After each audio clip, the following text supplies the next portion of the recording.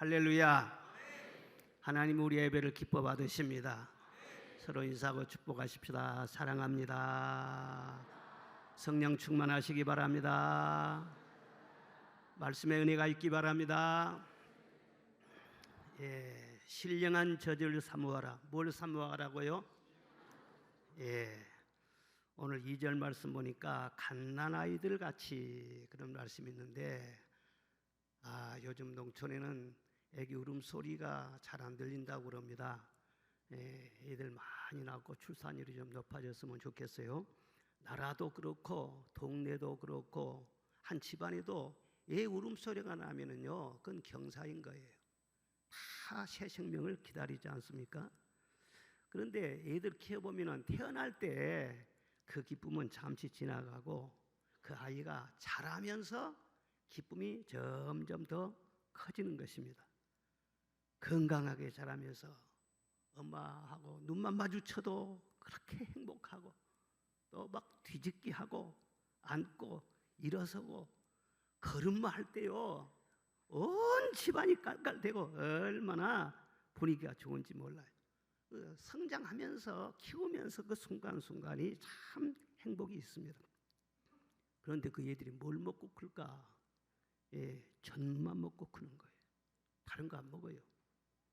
젖만 먹는데도 막 살이 오르고 눈망울이 초롱초롱하고 팔다리가 막 힘이 나고 뒤집기를 하고 그러면 돌도 안 돼서요, 억센 이가 돋아나는 거예요. 뭐 소고기도 안 먹고 떡도 안 먹어요.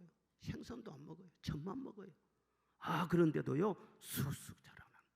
왜? 그 젖 속에 그 아이에게 필요한 영양분이 다 들어있는 거예요. 모유 속에 하나님께서 그 아이에게 필요한 모든 것을 다 넣어주신 거예요. 오늘 말씀은 베드로 사도가 박해를 당하고 있는 교회에 보낸 서신입니다. 이 당시 교회는 네로 황제의 박해로 인해서 교인들이 끌려가서 고문을 당하고 신문을 받고 감옥에 들어가고 심지어는 죽임을 당하는 그런 일까지 있었어요. 신앙의 뿌리채 흔들리는 겁니다. 교회가 해체될 그런 위기에 직면해 있었어요. 그런데 사도 베드로가 참 안타까운 그런 마음으로 교회를 위로하고 이 어려운 위기에서 어떻게 끝까지 신앙을 지켜내고 승리할 수 있을 것인가, 거기에 대한 말씀을 주기 위해서 이 베드로 전서를 기록한 것입니다. 그 말씀의 요지가 무엇이냐 그러면은 오늘 1절과 2절에 다 들어있어요. 중요한 단어가 그겁니다. 버리고 그랬어요. 또 2절에는 또 사모하라 그렇게 말씀했어요. 버릴 것을 버리고 사모할 것을 사모하라. 이 두 말씀 속에 답이 다 들어있는 거예요.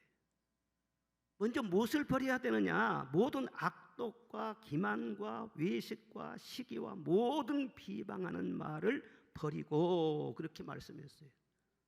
교인들에게 너희 악독을 버려라. 초대교회 성도들이 얼마나 순수한 사람들인데 무슨 교인들 속에 악독이 있겠어요. 그런데 베드로 사도는 악독을 버리라는 거예요. 사람이요 궁지에 몰리게 되고 아무리 교인이라 할지라도 믿음이 바닥이 나면은요 악한 마음이 올라올 수가 있는 거예요. 이 주님 만나는 게 얼마나 큰 기쁨입니까? 정말 영광이고 자부심이고 예수 이름 안에 모든 소망이 다 들어있는 것이죠.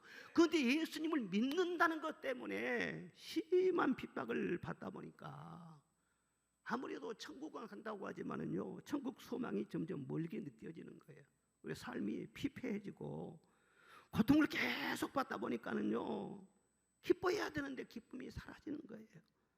그리고 이렇게 박해하는 자들 막 그냥 두려움이 생기고요. 우리도 이렇게 가만히 있을 것이 아니라 어떻게 좀 대책을 세워야 되는 거 아니야? 뭐 힘을 결집을 해가지고 저 사람들 죽이고 우리도 좀 살아남아야 하지 않냐? 이런 마음이 올라올 수가 있어요. 얼마나 마음이 아팠으면은, 얼마나 괴로웠으면은 그렇게 기쁨이 충만한 성도들에게 이런 쓴뿌리가 났겠냐는 거예요.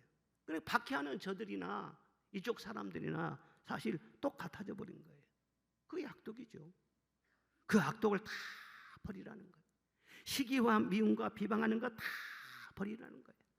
그런데 사실 버리려고 해서 버려집니까? 내 마음을 내 마음대로 다스릴 수 있는 것입니까? 내 마음을 내 마음대로 못하는 것이 우리 인생이잖아요. 그래서 2절 말씀에 신령한 젖을 사모하라 그렇게 말씀을 하세요. 내 문제 속에 있을지라도 문제만 계속해서 빠지게 되면은요, 문제에서 헤어나오지를 못하는 거예요. 나를 괴롭게 하는 사람이 있을 때 그 사람 미워하고 그 사람 말만 자꾸 하면은요, 화가 더 치밀어 올라오는 거예요. 그러니까 어렵고 힘들수록 신령한 젖 뭡니까? 하나님의 말씀을 사모하라는 거예요. 왜냐? 말씀이 너를 거기에서 건져주지 않느냐, 말씀이 너를 구원해 주지 않느냐는 거예요. 그렇죠. 말씀으로 천지 만물을 창조하셨는데 말씀 속에 다 있잖아요.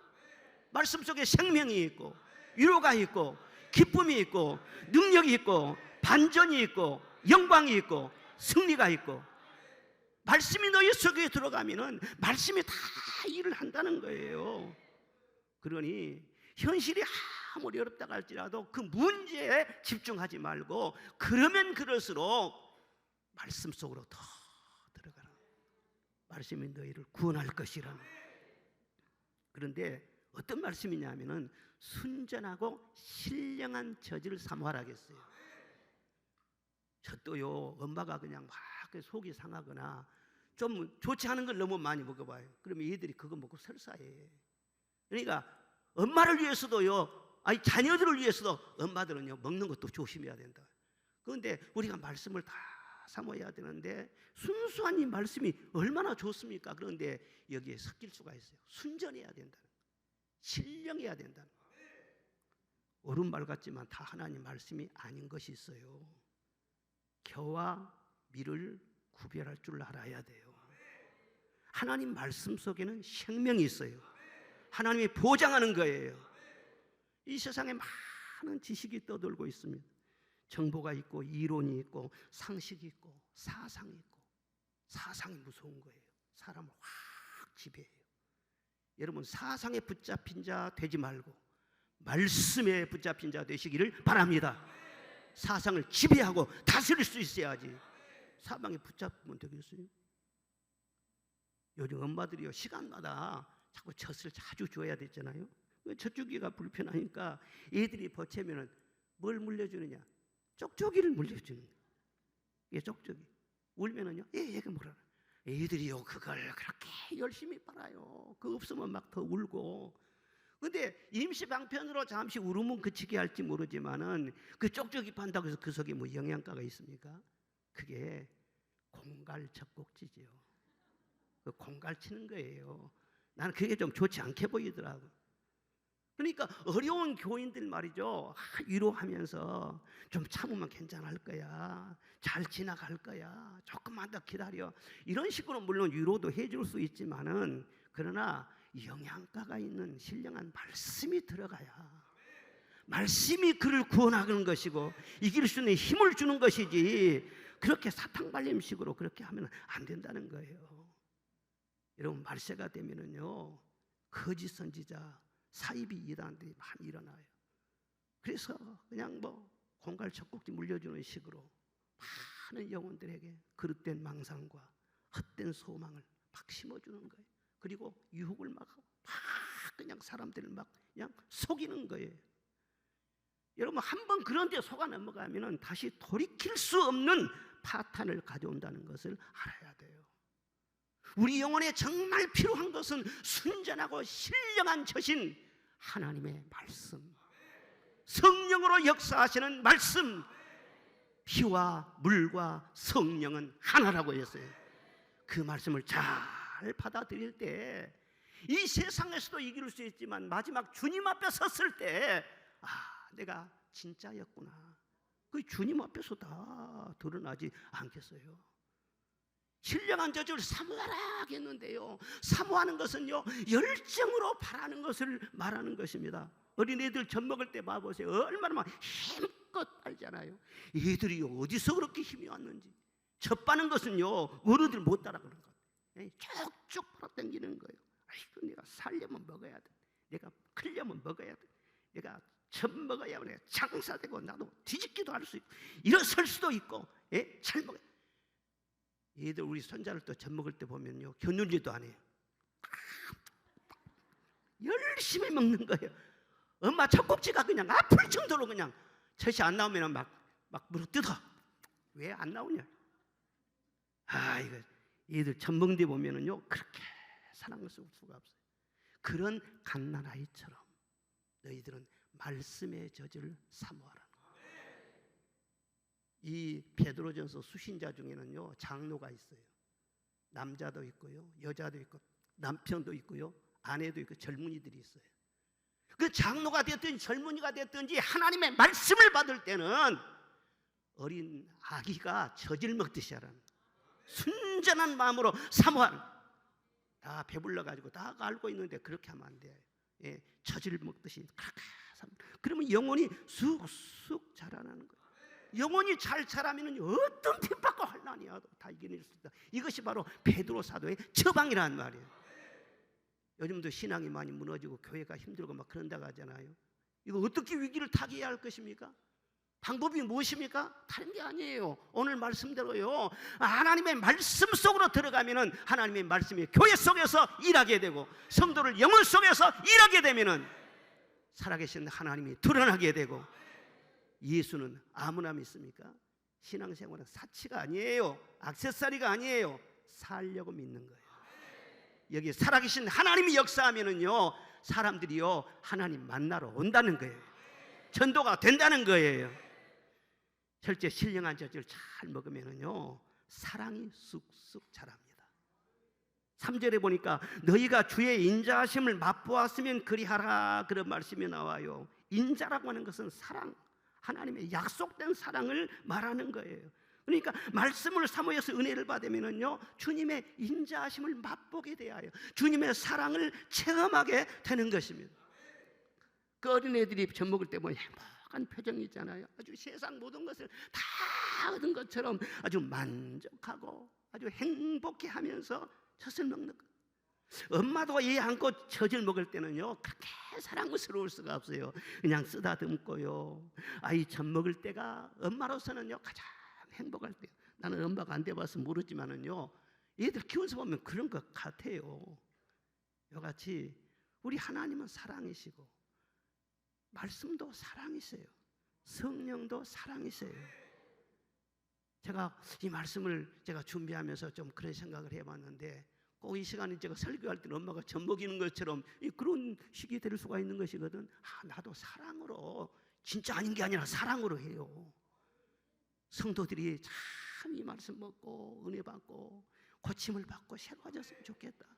그 여러분들도 말이죠, 얘들 젖 먹듯이 말이죠, 사랑하는 마음으로 그냥 다른 거 다 신경 다 꺼버리고, 그렇게 서로 사랑 속에서, 그렇게 하면 사랑의 주님을 이 말씀을 속에서요 만날 수가 있는 거예요. 주님의 사랑을 깊이 깨달아지는 것입니다. 하나님 말씀을 이론적으로, 신학적으로, 교리적으로 그렇게 연구하는 것도 물론 필요해요. 그러나 하나님의 말씀은 사랑이시기 때문에 하나님의 말씀을 들을 때 연구를 하더라도 뭐가 남아야 되느냐? 하나님은 나를 사랑하신다. 내가 하나님을 더욱 사랑해야지. 이게 있어야만이 하나님 말씀을 제대로 접하는 것이죠. 그러지 않겠어요? 우리가 그동안 많은 날 동안 설교를 들어왔습니다. 성경도 많이 읽었습니다. 그런데 그걸 다 기억하고 있습니까? 기억 못하지 않아요. 그러나 기억 못해도 괜찮아요. 그 많은 설교 들어가면서 내가 뭐가 남아야 되느냐? 하나님은 나를 사랑하십니다. 나도 하나님을 사랑하기를 원합니다. 말씀을 들으면 들을수록 그 마음이 점점 더 뜨거워진다면요, 그 말씀을 잘 들은 거예요. 성경 말씀을 줄줄 외우고요, 그냥 다 설교 시간에 메모해가지고는요 기억하고 있다고 할지라도 그거의 능사가 아니에요. 만약에 사랑을 모른다면은 아무리 성경에 지식이 많을지라도 그 속에 사랑이 부족하다 할 것 같으면은 그 말씀을 수박 겉핥기식으로 먹는 것이지. 그렇게 해봐야 아무 소용없다는 거예요. 성경은 하나님의 사랑을 담는 연애 편지라고 할 수가 있는 거예요. 그러니까 성경을 읽으면서 사랑을 느끼지 못한다는 것, 그것은 잘못되어 있는 것이죠. 성령으로 말미암아 말씀을 읽고 들을 때마다 주님의 사랑으로 채워져 나가시기를 주의 이름으로 축원합니다. 자, 로마서 5장 5절 이하의 말씀 보겠습니다. 시작. 우리에게 주신 성령으로 말미암아 하나님의 사랑이 우리 마음에 부은 바 됨이니 우리가 아직 연약할 때에 기약한 대로 그리스도께서 경건하지 않은 자를 위하여 죽으셨도다. 의인을 위하여 죽은 자가 쉽지 않고 선인을 위하여 용감히 죽는 자가 있거니와 우리가 아직 죄인 되었을 때 그리스도께서 우리를 위하여 죽으심으로 하나님께서 우리에 대한 자기의 사랑을 확증하셨느니라. 아멘. 하나님의 사랑을 우리에게 부어주신다 그랬어요. 어느 때에 부어주셨느냐? 우리가 아직 연약했을 때, 아직 죄인 되었을 때, 우리가 아무 자격이 없어요. 아무런 조건도 없어요. 대가를 지불한 것도 없어요. 그런데 그때 하나님께서 우리를 선택하셔서 무조건적으로 사랑하시고 절대적으로 사랑하시고 부어주셨으니까 막 불가항력적으로 사랑받으라고 막 부어주시는 거예요. 그 큰 사랑이 뭐겠어요? 아끼지 아니하시고 독생자를 우리를 위해서 내어주신 하나님의 사랑인 줄로 믿습니다. 우리 죄를 위해서 피 흘려주신 구세주의 사랑인 줄로 믿습니다. 그 사랑보다 더 큰 사랑이 없는 거예요. 우리는 하나님의 말씀을 통해서 그 사랑을 만나는 거예요. 자, 요한일서 4장 7절 이하의 말씀 시작. 사랑하는 자들아 우리가 서로 사랑하자. 사랑은 하나님께 속한 것이니 사랑하는 자마다 하나님으로부터 나서 하나님을 알고 사랑하지 아니하는 자는 하나님을 알지 못하나니 이는 하나님은 사랑이심이라. 하나님의 사랑이 우리에게 이렇게 나타난 바 되었으니 하나님이 자기의 독생자를 세상에 보내심은 그로 말미암아 우리를 살리려 하심이라. 사랑은 여기 있으니 우리가 하나님을 사랑한 것이 아니요 하나님이 우리를 사랑하사 우리 죄를 속하기 위하여 화목제물로 그 아들을 보내셨음이니라. 아멘. 사랑은 여기 있으니 우리가 먼저가 아니라는 거예요. 하나님이 먼저 우리를 사랑하셨다는 거예요. 내가 하나님을 선택한 것이 아니라는 거예요. 하나님이 먼저 나를 선택하셨다는 거예요. 그래서 내를 용서하여 주시고 자녀를 삼아 주시고 영원한 하늘 유업을 상속받게 하여 주시고 할렐루야. 그뿐 아니라 이 세상에 살면서도 한순간도 이들한테는요 엄마가 눈을 안 떼는 거예요. 그렇지 않아요? 우리가 어린아이 같은 심정으로 주님을 사랑 의지하면 우리에게 눈을 안 떼는 거예요. 하나님께 늘 도와주시고 뒤에서 밀어주시고 아프면 치료해 주시고 무거운 짐을 대신 져주시고 근심을 없이 해주시고 귀신을 쫓아내 주시고 기도를 응답해 주시고 소원을 이루어 주시고 이런 하나님의 사랑의 손길이 없으면 하루를 살기도 사실은 팍팍하고 너무 힘듭니다. 하나님께서 세밀하게 함께 하셨어요. 예? 졸지도 아니고 주무시지도 아니고 끝까지 우리를 사랑하시는 거예요. 이 사랑을 계속 우리가 먹을 때 그 사랑의 힘으로 우리가 이 세상을 살아가는 것이죠. 사랑을 받고 사랑을 하면은요 어떤 어려움도 다 이겨낼 수가 있는 것입니다. 남녀간의 사랑에 불이 붙어보세요. 누가 그걸 끕니까? 아무도 끌 수 없어요. 근데 이상하게 서로 사랑에 불이 붙으면요 꼭 회방꾼이 나타나요. 우리 증거 목사님 한 분은요 총각 때 그 신학교 다닐 때 저기 낭도라고 하는 그 섬에서 목회를 했어요. 예, 그런데 총각으로 목회를 하다 보니까 전사님 결혼하세요 얼마나 또 중매가 많이 들어왔겠어요. 거기 또 믿음 좋은 아가씨들이 얼마나 많았겠어요. 그런데 그 중에서 제일 믿음 좋고 제일 또 예쁘고 그 아가씨가 속으로 마음속으로 다 전도사님은 내 거야 막 이런 걸 품고 있는 거야. 그래가지고는 권사님들이 이렇게 또 눈치를 채고 말이죠. 다리를 놨네. 다리를 놔가지고는 둘이 서로 마음이 딱 맞았어. 눈이 딱 맞았어. 그러니까 온 교회가 그때부터 회방을 놓기 시작한 거예요. 어째서는 회방하냐? 그러니까는요 전도사님이 돼가지고는 우리 교회 아가씨하고 결혼하면 되냐? 그럼 되지 안 돼? 그러니까 그때는 그런 장소예요. 온 동네가 일어나서 해방을 치고 교회가 해방을 치고 도저히 못 견디고 그러니까 사임한단 말도 못하고 쫓겨나다시피요 그 아가씨가요 배 한 척을 구해주니까 고향이 저기 고흥이거든. 고흥이 바로 앞이거든요. 배 타고 밤에 말이죠 그 총각 전도사가요 도망치듯이 가버렸어. 너무 힘들어가지고. 그리고 그 다음날요 그 아가씨가요 또 배 타고요 뒤따라 가버렸어. 부모가 막더라도 되겠어요? 누가 교회가 막은다고 되게? 사랑에 불붙으면은 아무도 막을 수가 없어. 성경 말씀 보면은 솔로몬 왕과 술람이 아가씨가요 막 사랑하잖아요. 그런데 둘이 쳐다보지도 못할 나무는 올라가지 못하려면 쳐다보지도 말라고 했잖아요. 어떻게 시골의 그 거무튀한 어린 소녀가 왕을 쳐다봅니까? 그런데 또 솔로몬 왕은 좋다네, 그 술람이 처녀가. 그래서 늘 다니면서 서로 데이트하고 늘 차도 마시고 늘 같이 돌아다니고 그런 거예요. 그런데 그 오빠가 괴롭히지, 성읍 사람들이 괴롭히지, 막 계속해서 이 아가씨를 말이죠 고통을 주는 거예요. 그럴 때 술람의 처녀가 솔로몬 왕과 함께 부르는 노래가 있습니다. 사랑의 연가예요. 자, 아가서 2장 10절이야. 시작. 나의 사랑하는 자가 내게 말하여 이르기를 나의 사랑 내 어여쁜 자야 일어나 함께 가자. 겨울도 지나고 비도 그쳤고 지면에는 꽃이 피고 새가 노래할 때가 이르렀는데 비둘기의 소리가 우리 땅에 들리는구나. 무화과 나무에는 푸른 열매가 익었고 포도나무는 꽃을 피워 향기를 토하는구나. 나의 사랑 나의 어여쁜 자야 일어나서 함께 가자. 할렐루야. 나의 사랑 나의 어여쁜 자야 함께 가자. 우리는 절대로 갈라설 수 없다. 사랑하면 겨울도 지나가고 비도 그치고, 사랑하면 피곤한 것도 없고 바쁜 것도 없고, 두 사람을 절대로 뗄 수가 없어. 변명이 없어. 우리가 주님을 정말로 사랑하면은요 무슨 바쁘다고 피곤하다고 휴일이다고 그런 것 없어. 주님과 나 사이는 뗄 수가 없어. 할렐루야. 사랑의 맛을 보면은 절대로 주님을 떠날 수가 없어요. 막달라 마리아는 버림받은 창녀예요. 7 귀신 들린 여자였단 말이에요. 다 사람들이요 돌을 던지고요 더러운 여자라고 침뱉고요 그런 사람이란 말이에요. 그런데 예수님께서 그를 만나서 고쳐주셨어요. 깨끗하게 해주셨어요. 그 사랑받은 마리아가 예수님을 어떻게 사랑했습니까?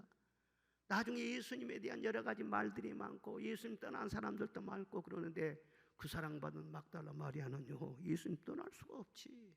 내가 어떤 사랑을 받고 살았는데 다 떠나도 나는 아니지. 예수님이 십자가에 못 박히실 때도 바로 그 밑에 있었어요. 무덤에 묻히실 때도 가서 직접 확인을 했어요. 그리고 시체의 향유를 발라드리기 위해서 부활하신 날 아침에 그것도 모르고 그 무덤에 찾아갔어요. 그러다가 제일 먼저 부활의 주님을 만났어요. 주님의 사랑을 진정으로 맛을 보면은 주님 떠날 수가 없어. 내가 좀 연약해서 주저앉을 수도 있고 잠시 시험 들어가서 넘어질 수도 있고 그러지요. 그러나 그게 아니야. 곧다시 그 사랑 때문에 돌아오는 거예요. 찬송가 202장 2절 참 저 찬송이 좋아요. 다 같이 불러봅시다. 구속의 은혜를 저버리고 어긋난 땅길로 가다가도 예수의 사랑만 생각하면 곧다시 예수께 돌아오리. 주께서 나를 사랑하니 즐겁고도 즐겁도다.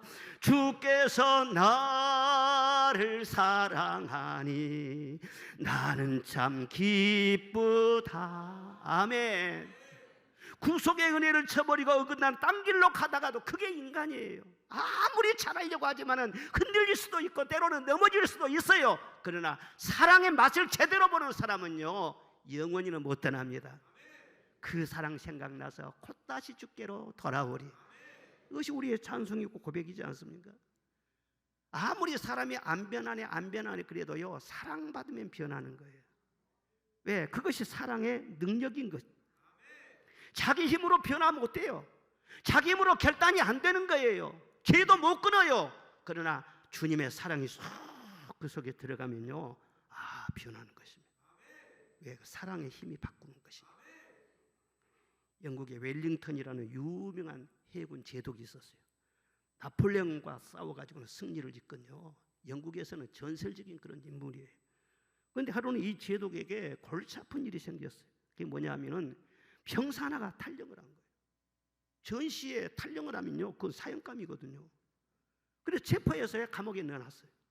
감옥에 넣어놨는데 감옥에서 나와가지고 다시 또 탈령을 해. 그래서 또 잡아왔어.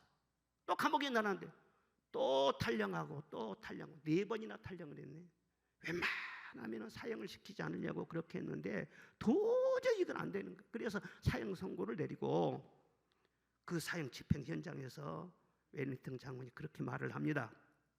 나는 너를 가르치고 싶었고 제대로 사람을 만들고 싶었다. 그래서 타일기도 하고 채찍도 들고 처벌도 하고 강제 노동도 시키고 온갖 노력을 다 했는데도 안 되는 거라. 그런 거로 너는 사형이다. 그때 옆에 있던 한 사람이 말을 했어요. 제동님, 저 병사를 위해서 할 수 있는 일을 다 해보셨다고 했는데 한 가지 아직 안 해본 것이 있지 않나요? 그게 뭔데? 용서입니다. 용서해 보신 적이 없잖아요. 저도 곰곰 생각해 보니까는요, 맞는 거예요. 그래서 네 말이 맞다. 그리고 고개를 끄덕거리고는요, 즉시 그 병사를 용서하고 무죄 석방을 해줬어요.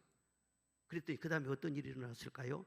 아니, 그 후로는 다시는 탈령을 하지 않는 거예요. 그리고 얼마나 성실하게 그 제독을 위하여 충성을 다하는지 아주 좋은 군인이 되었다고 하는 것입니다. 절대 안 변할 것 같아도 사랑을 느끼면은, 사랑을 먹으면은 그 사랑이 그를 건강하게 만드는 것입니다.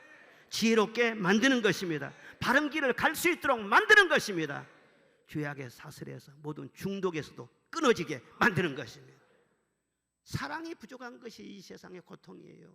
사랑 없는 영으로 저희들 탄식하는도다. 찬송가대로 바로 그렇습니다. 여러분, 이 하나님의 말씀을 듣고 여러분의 사랑이 더 충만해지시기를 바랍니다. 주님이 이렇게까지 나를 사랑하시는 것, 나도 주님을 사랑합니다. 그러면은요, 이 세상 어려움 다 이겨낼 수가 있어요. 둘째로는 은혜 받으면은 자긍심이 자라게 됩니다. 뭐가 자라게 돼요? 4절 보겠습니다. 시작. 사람에게는 버림바가 되었으나 하나님께는 택하심을 입은 보배로운 산돌이신 예수께 나아가. 아멘. 7절에는 건축자들의 버린 그 돌이 모퉁이의 머릿돌이 되고, 그렇게 말씀을 하고 있어요. 주님의 사랑의 맛을 보면은요, 내가 누구인지를 알게 돼요. 주님 사랑하면 그렇잖아요. 사랑하면 감정이 이입이 돼요. 하나가 돼요. 몸이 하나가 되는 거예요. 사랑하면 하나가 되잖아요. 한 몸이 되잖아요. 이와 같이 정말 주님이 나를 사랑하고 내가 주님을 사랑을 하게 되면 주님과 내가 하나가 돼요. 주님의 죽음이 나의 죽음이 돼요. 주님의 부활이 나의 부활이 되는 거예요. 주님의 고난이 나의 고난이 되는 것이고, 주님의 영광이 나의 영광이 되는 것이고, 완전히 주님과 내가 하나가 되는 것입니다. 그래서 이 땅에 사는 동안도 주님이 가신 그 길을 우리도 같이 가게 되어 있는 거예요. 그 주님이 가시는 길이 무엇입니까? 오늘 말씀 보면은요, 버림을 받았다는 거예요. 버림을 받았어요. 그리고 또 한 가지는요, 택함을 받았다는 거예요. 사람들은 예수님을 버렸어요. 그러나 하나님은 그를 택하셨어요. 우리도 그런 일을 경험하게 된다는 거예요. 예수님이 하나님의 아들이셨고 잘못한 게 뭐가 있습니까? 예수님이 잘못한 게 뭐가 있습니까? 그런데 사람들은 예수님을 알아보지 못한 거예요. 공연하게 이유 없이 시기하고 미워하고 누르고 짓밟고, 건축자들이 버린 돌이라고 했잖아요. 당시 권력을 갖고 있었던 힘 있는 그런 사람들이 다 예수님을 버린 돌 취급을 했어요. 백성들도요, 지도자들이 그러니까 아이 뭐 나사렛에서 무슨 선한 것이 나겠느냐, 그리고 예수님을 거부하고 멸시했다는 거예요.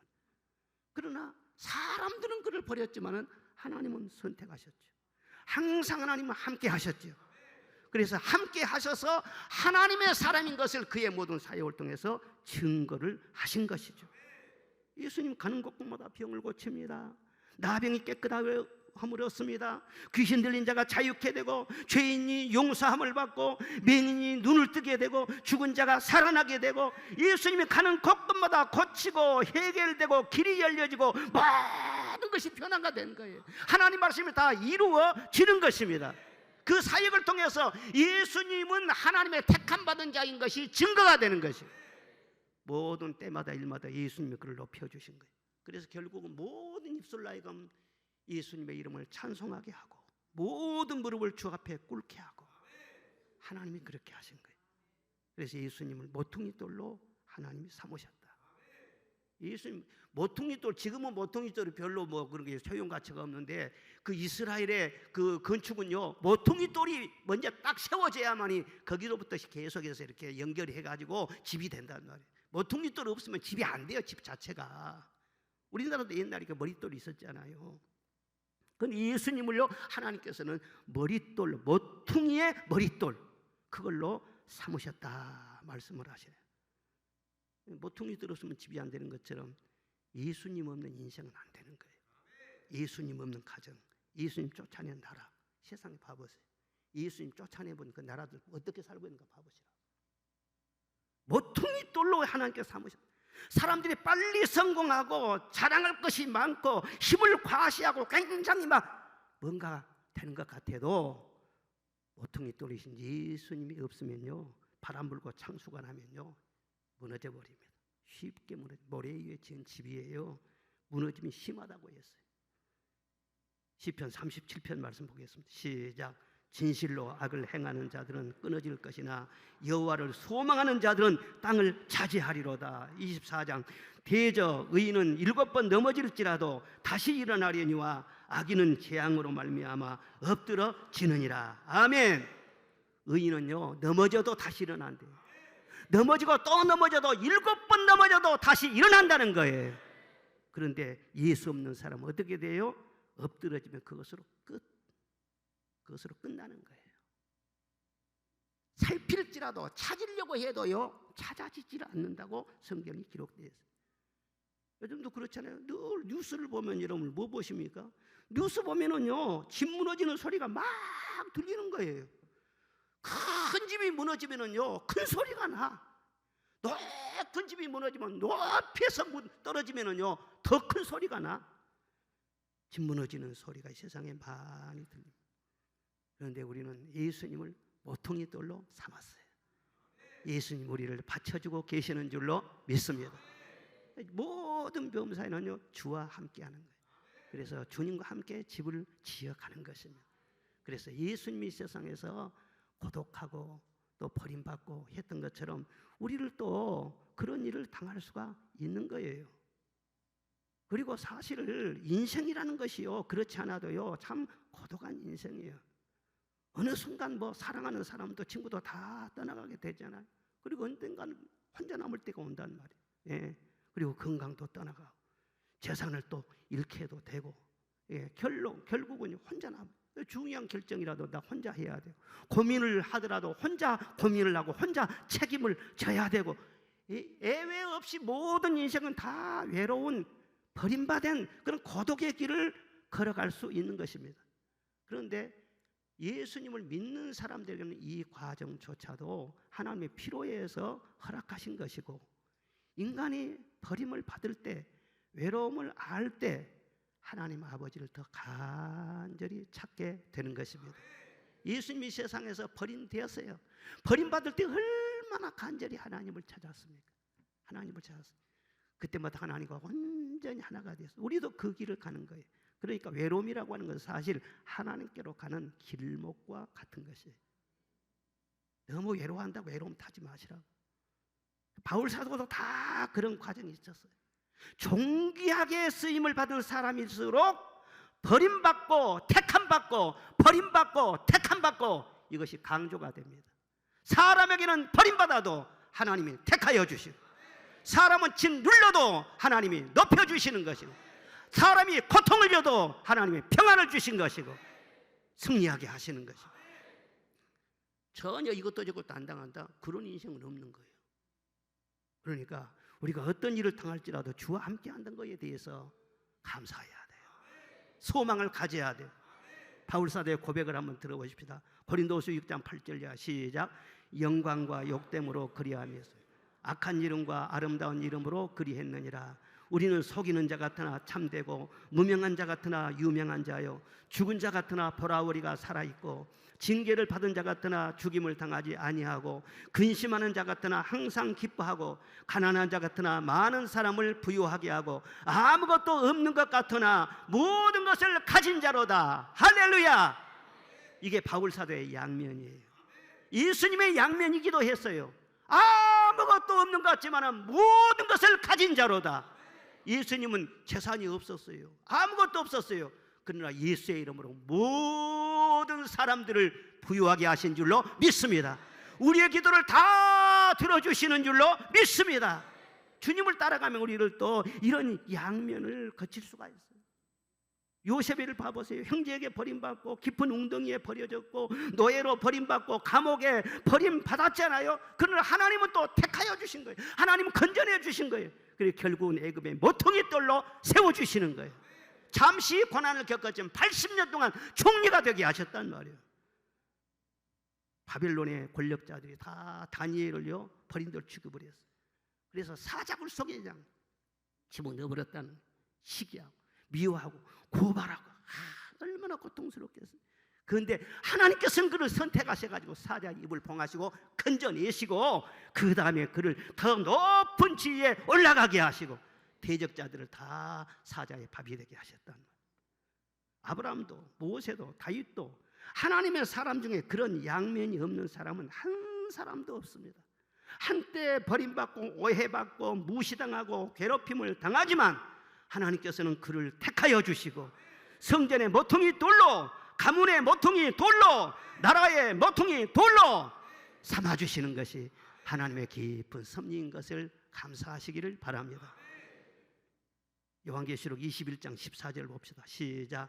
그 성에 성곽에 12 기초석이 있고 그 위에는 어린 양의 12 사도의 12 이름이 있더라. 아멘. 이 천국에도 보니까 12 기초석이 있네요. 성전에만 모퉁이 돌이 있는 것이 아니라 천국에도 기초석이 돼요. 그런데 기초석에 누구 이름이 들어가요? 12 사도 이름이 들어가네.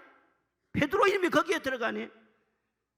그러니까 정말 하나님의 택함을 받은 사람은 세상에서도 없어서는 안 될 꼭 유혹이 나는 사람으로, 꼭 보배로운 그런 사람으로 쓰임을 받을 뿐만 아니라 천국에서까지 없어서는 안 될 귀한 기초석과 같은 인물이 된다는 거예요. 얼마나 놀라운 은혜입니까? 예수님 안에서 잃어버린 나를 이렇게 발견해야 돼요. 그러면서 자긍심을 가져야 되는 거예요. 하나님이 나와 함께 하시는 이상 온 세상이 나를 버린다 할지라도 절대로 버림받지 않습니다. 건축자들이 모퉁이 돌을 몰라보고 버렸지만 실상은 그들이 버림받은 것이지 예수님이 버림받은 것은 아닌 것이죠. 온 세상 날 버려도 주 예수 안 버려 끝까지 나를 돌아보시니 주는 저 산 밑에 백합 빛나는 새벽별 이 땅 위에 비길 것이 없도다. 아멘.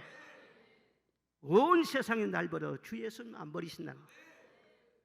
제가 설교를 준비하면서 명언을 하나 내가 만들어냈어요. 명언. 예? 한번 들어보세요. 내가 나를 버리지 않는 이상 아무도 나를 버리지 못한다. 감이 와요?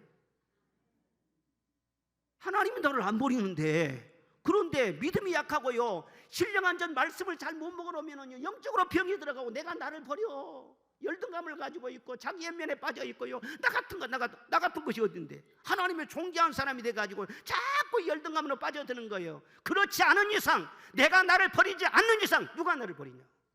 하나님이 나를 붙잡고 있는데. 이런 명언은 좀 써놔요. 미국에 자마이카에서 이민 와서 정착한 이민 2세 흑인 소년이 있었어요. 그런데 그의 부모는 뉴욕에 살면서 공장 직원으로 재봉사로 일을 했다고 합니다. 참 가난하게 어린 시절 그렇게 지내야 했어요. 그런데 그 부모가 그렇게 신앙생활을 잘했다네요. 아버지가 장로님이고 어머니가 교회 권사님이에요. 신앙생활을 잘 이렇게 잘한 덕분에 그 아들도요 부모님 따라서 교회를 잘 다니는 거예요.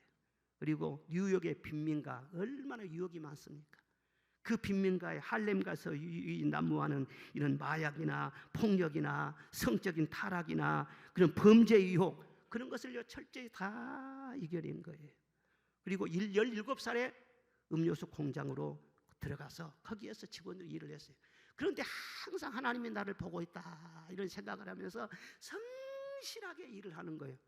그랬더니 1년 만에 이 회사에서 말이죠, 최우수 선수로 선정해가지고 상을 주더라는 거예요. 그런 값도 했대요. 그리고 또 1년 동안 열심히 일을 했어요. 그런데 2년 만에 팀장으로 승진을 시켜주더라는 거예요. 아직 10대 소년인데. 그래서 그때 그가 깊이 깨달은 것이 있었어요. 나는 모르지만 누군가가 나를 보고 있구나. 누군가가 나를 보고 있구나. 이것을 항상 생각하면서 좌우명으로 삼았다는 거예요. 그리고 그 후에 꿈을 가지고 ROTC에 지원을 하게 됩니다. 그리고 군 생활하면서 군 대학에 진학해서 거기에서 공부를 하게 됩니다. 그런데 얼마나 공부도 성실하게 했는지 1240명 중에서요 차석으로 졸업을 하게 돼요. 대단한 실력이죠. 그리고 월남전에 참전을 하게 됩니다. 그리고 월남전에서 그런 출중한 성적을 가지고 참전하니까 지휘관들이 다 눈여겨보는 거예요. 거기서 아주 큰 전과를 세웠어요. 그리고 저녁 후에는 조지 워싱턴 대학에서 공부하고 또 자기의 임무를 충실하게 잘했어요. 그런데 1989년도에 조지 부시 대통령이 있잖아요. 그 조지 부시 대통령이 그 사람을 눈여겨본 거예요. 그리고는 육사 출신도 아니에요. 그런데 합참의장으로 그를 발탁을 한 거예요. 이건 미국 역사상 있을 수가 없는 일이에요. 육사 출신도 아닌데 어떻게 합참의장이 됩니까? 근데 제일 높은 일. 그리고 나중에 또 부시 대통령이 국방부 장관에 임명을 해요. 흑인으로서 최초로. 참 그분이 바로 콜린 파웰 장관이죠. 그분의 좌우명이 무엇이냐? 하나님이 나를 지켜보신다. 누군가가 나를 지켜보고 있다. 항상 이걸 생각하면서 하나님 앞에 했다는 거예요. 미국에 인종차별이 없다고 말은 하지만요, 미국에서 가난한 흑인 소년은요 버림돌 같은 그런 존재입니다. 미국 가보면 알아요. 그런데 하나님이 그를 다 보고 있어요. 사람도 다 그를 보는 거예요. 언젠가는 하나님 앞에서 바르게 하고 말씀 안에서 성실하게 살아가고 인내하고 하나님과 함께하고 살고 되면요 그의 때가 오는 거예요. 할렐루야. 하나님의 말씀으로 양식을 삼으시기를 바랍니다. 하나님의 보배로운 모퉁이 돌로 택하여 주실 줄로 믿습니다. 우리가 누구 덕으로 살아요? 하나님 덕으로 사는 것이지. 예? 마지막 세 번째로 반드시 승리합니다. 반드시 뭐 한다고요? 반드시 승리하지요. 8절 시작. 또한 부딪히는 돌과 걸려 넘어지는 바위가 되었다 하였느니라. 그들의 말씀을 순종하지 아니함으로 넘어지나니 이는 그들을 이렇게 정하신 것이니라. 아멘. 사람이 돌에 걸리면 넘어지잖아요. 바위에 부딪히면 깨지지 않아요. 그런데 너는 바위라는 거예요. 그러면 너와 부딪혀서 이길 자는 없다는 거예요. 너는 반드시 승리한다는 거예요. 이 말씀을 주신 거예요. 이 말씀을 주신 배경이 있잖아요. 당시 네로 황제는요 아주 대단한 절대 권력을 휘두른 사람입니다. 아주 부귀영화 극치로 누렸던 그런 왕입니다. 역사에도 네로 황제 얘기가 많이 나오잖아요. 그가 살던 왕궁 복도 길이만 해서 1마일이었죠. 1마일. 얼마나 대단합니까? 집안의 모든 병은 상아와 자개로 다 장식이 되어 있고요. 외부에서 손님이 찾아 들어가면은요 다 거기다 샤워 장치를 해가지고 천장에서 향수가 이슬처럼 이렇게 뿌려졌다고 그래요. 비싸고 좋은 옷들이 얼마나 많았는지 너무너무 질비하니까 한 번 입은 옷은요 다시는 입지 않았다고 그럽니다. 그가 한 번 행차할 때는요 1000명의 군사와 병거가 뒤를 따랐어요. 온갖 부귀영화를 그는 다 누렸어요. 그런데도 그 마음속에 불만이 가득했어요. 아무도 믿지를 못했어요. 그리고 계속 광기를 부리는 거예요. 자기 신하들 충신들을 죽이고 자기 가족들까지 죽이고 그리고 나중에 로마시에다 불을 붙이고 그래서 그리스도인들이 불 붙였다 그렇게 또 둘러붙이고 그리고 나중에 어떻게 돼요? 계속 몰리고 하다가 스스로 목숨을 끊었습니다. 그 핍박의 현장에서 로마에서 바로 베드로 사도가 목회를 했어요. 그때 그 베드로 사도가 전한 말씀이에요. 베드로전서 1장 24절로 25절 시작. 그러므로 모든 육체는 풀과 같고 그 모든 영광은 풀의 꽃과 같으니 풀은 마르고 꽃은 떨어지되 오직 주의 말씀은 세세토록 있도다 하였으니 너희에게 전한 복음이 곧 이 말씀이니라. 아멘. 풀은 마르고 꽃은 신다 했잖아요. 어떤 권력도 어떤 영화도요 풀과 같이 다 마르고 떨어질 때가 온다는 거예요. 네로도 그랬지만은요, 아수르도 바벨론도 페르시아도 로마 헬라 어마어마한 제국들도 다 한때 왕성했지만 풀의 꽃과 같이 다 시들고 떨어졌어요. 그러나 주의 말씀은 세세토록 있도다. 할렐루야. 이 세상 영광을 쫓아간 자들은 풀의 꽃과 같이 나중에는 아무것도 아닌 것처럼 되어버리지만 주의 말씀을 쫓아가는 자는 말씀과 함께 세세토록 있도다. 얼마나 놀라운 복음입니까? 누가복음 20장 17절이야. 시작. 그들을 보시며 이르시되 그러면 기록된 바 건축자들의 버린 돌이 모퉁이의 머릿돌이 되었느니라 함이 어찌미냐. 무릇 이 돌 위에 떨어지는 자는 깨어지겠고 이 돌이 사람 위에 떨어지면 그를 가루로 만들어 흩으리라 하시니라. 할렐루야.